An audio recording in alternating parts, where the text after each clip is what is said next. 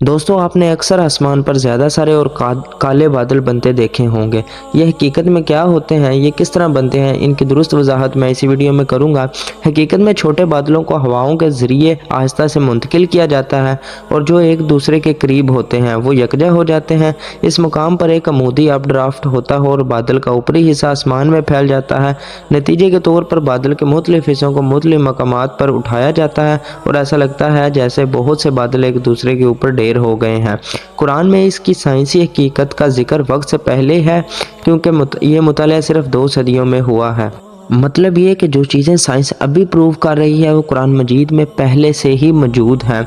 تو قرآن اب بھی مناسب طریقے سے بادلوں کی تشکیل کے عمل کو بیان کرتے ہوئے یہ کتاب کہتی ہے کہ تم نے نہیں دیکھا کہ اللہ کس طرح بادلوں کو ہلکا پھلکا کرتا ہے، پھر ان کو جوڑتا ہے، پھر ان کا ڈھیر بناتا ہے اور پھر تم دیکھتے ہو کہ اس سے بارش ہوتی ہے۔ جزاک اللہ۔